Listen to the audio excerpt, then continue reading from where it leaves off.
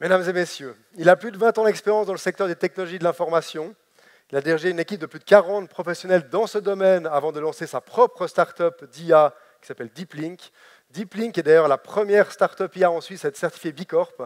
Il est membre du CA de l'Empowerment Foundation où il milite pour la prise de conscience de l'impact de la technologie sur nos vies quotidiennes. Je vous prie d'applaudir et d'accueillir Jérôme Berthier, s'il vous plaît.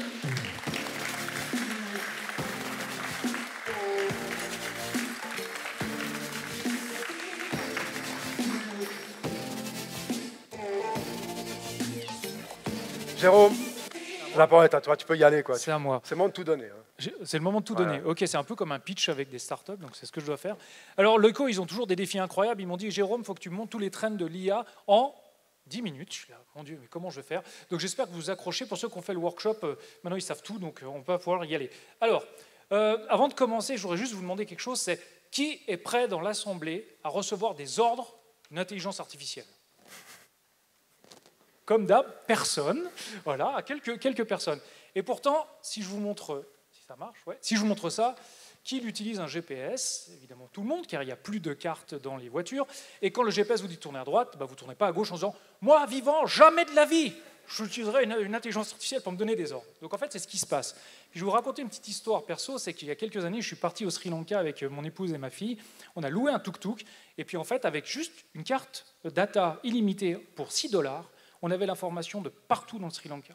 Et on a pu aller dans tous les endroits, on a pu avoir des informations en live, et c'était vraiment super. Donc en fait, grâce à l'IA, aujourd'hui, on est plutôt des hommes augmentés qui bénéficient en fait de beaucoup d'outils qui nous aident dans notre quotidien. Alors, c'est clair que l'IA, ça a vachement explosé depuis quelques temps, notamment par l'arrivée des IA génératives, parce que pendant un moment, les gens pensaient que c'était ça, l'IA, donc des geeks. Hein, si les gens reconnaissent ça, c'est le perceptron, c'est le premier appareil d'IA qui permettait de reconnaître des lettres.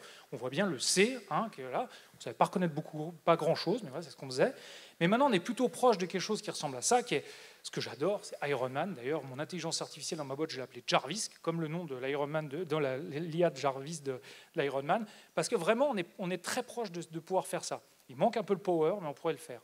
Alors, pour vous donner quelques idées, c'est que dans les trends, c'est qu'il y a encore quelques mois, on savait faire ça avec de l'IA Computer Vision, c'est qu'on était capable de détecter des visages sur une photo, ce qui était super cool, parce qu'on différenciait les visages, des mains, des vestes saumon, etc. Donc c'était super, qu'on était content. Aujourd'hui, l'IA, c'est quoi? C'est un peu autre chose. C'est qu'aujourd'hui, on est capable, par exemple, avec une base d'une vidéo, en tout cas d'une image, référence, de pouvoir générer autre chose. Donc ça a été généré entièrement par des IA et non pas par un humain. Donc en fait, peut-être un peu du travail côté Loico sur les designers, parce qu'on est capable de générer beaucoup de choses. Je vais vous montrer aussi une autre vidéo intéressante. C'est qu'en fait, avec des prompts, donc c'est-à-dire en écrivant directement du texte, on est capable de générer des vidéos. Donc ça, en fait, cette personne n'existe pas. Là, on voit qu'il y a quelques imperfections, mais en fait, le texte nous montre comment faire tourner cette personne sur elle-même, la faire bouger, etc. Juste en écrivant du texte. Donc c'est assez incroyable. Dans le monde aussi du décor, j'ai pris ça tout à l'heure aussi comme exemple, Étienne Mineur est un designer français et on lui a demandé de faire l'exploit d'animer en fait, le théâtre d'Orange avec quasiment pas de budget et quasiment pas de jours. Et donc, s'il était designer et qu'il le faisait comme il sait le faire, il ne serait jamais arrivé à le faire. Heureusement, grâce aux IA génératives, il a pu produire des choses comme ça, assez incroyables, en quelques jours et dans un budget vraiment restreint. Il a fait un autre test que je veux vous partager, c'est celui-ci, où il a demandé à Midjourney, qui est un des outils d'IA générative, de lui générer 3 garçons sous les sunlight, sous une belle lumière, etc. Donc ces 3 garçons n'existent pas, évidemment, et il a juste changé la fin de son prompt à Midjourney pour lui dire « je veux que ce soit réaliste, je veux que ce soit des cartoons, etc. » Donc voilà ce qu'on est capable de faire. Donc ça a pris 10 minutes pour être généré par une IA, ces 3 garçons n'existant pas, voilà ce qu'on peut faire. Un autre, quelque chose de bluffant que j'ai montré tout à l'heure, c'est que cet outil permet en fait, de créer des décors en fait, de jeux vidéo. Donc vous voyez, c'est très mal fait, même moi j'aurais pu le faire, peut-être avec des traits très vulgaires comme c'est fait. Et en fait, grâce à ça, en mettant un prompt, on dit voilà, génère-moi, basé sur cette template, ce type de décor. Et étant donné qu'on sait le faire, on peut dire tu peux me changer aussi la vision et puis la mettre plutôt en plein jour. Donc on voit bien que c'est les mêmes templates et il vous refait exactement la même chose. Donc tout ça a été généré par une intelligence artificielle. Plus surprenant, c'est que les IA d'intelligence artificielle sont capables aussi aujourd'hui de combler les manques. C'est-à-dire que si vous avez une image et qu'il manque de l'information, vous êtes capable de le combler. Par exemple, cette vidéo-là vous montre comment, vous voyez, l'intérieur du chien n'existait pas sur l'image précédente et on a pu en effet modifier et combler le trou en disant voilà comment je peux générer l'intérieur du chien, comment je peux faire bouger ce nouveau chien aussi, la voiture, comment je la modélise. Donc en fait, avec toutes ces IA, on est capable vraiment d'avancer beaucoup plus loin et de pouvoir combler les informations manquantes dans ces images. Peut-être le plus bel exemple, si vous suivez un peu ce qui se passe autour de Adobe, ils ont lancé leur outil qui s'appelle Firefly, qui permet, regardez, ça parle par lui-même, cette vidéo, d'enlever des choses qui nous gênent, de rajouter du contenu dans une image.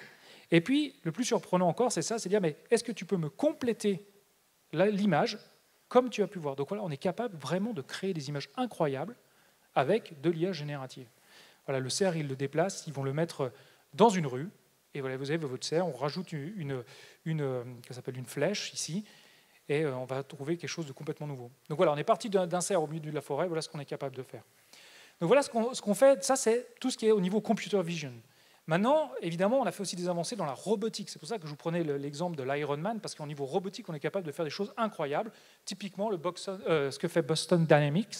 Peut-être vous avez déjà vu cette vidéo, alors je ne vais pas aller jusqu'au bout parce qu'elle est un peu longue, mais voilà, c'est quand même assez impressionnant pour les gens qui ont fait de l'ingénierie là-dedans. Il y a quelques années, on n'était pas capable de faire ça.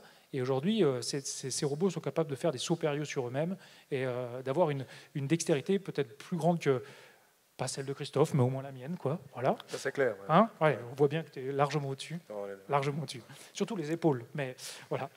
Donc ça, c'est vraiment cool ce qu'on peut faire aujourd'hui avec l'IA. Alors ça amène quoi? Ça amène des nouveaux business models. Typiquement, alors Grims, je ne sais pas si vous connaissiez, moi non plus, je ne connaissais pas avant. Et j'ai appris que c'était en fait l'ex d'Elon Musk, pour la petite aventure.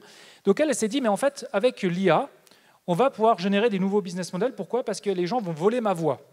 Donc s'ils volent ma voix et qu'ils font des titres avec ça, tant qu'à faire, plutôt que me battre contre eux, on va être malin, on va partager les royalties. Donc ils se sont dit, faisons comme ça. Donc ça, c'est assez intéressant comme nouveau business model. À l'époque, Madonna avait loupé le coche de YouTube. Le coche de YouTube, maintenant, peut-être c'est ça le prochain truc. Plus surprenant, c'est ça, c'est une influenceuse sur les réseaux sociaux, sur Telegram. En fait, cette fille-là n'existe pas, c'est une IA qui a été générée entièrement.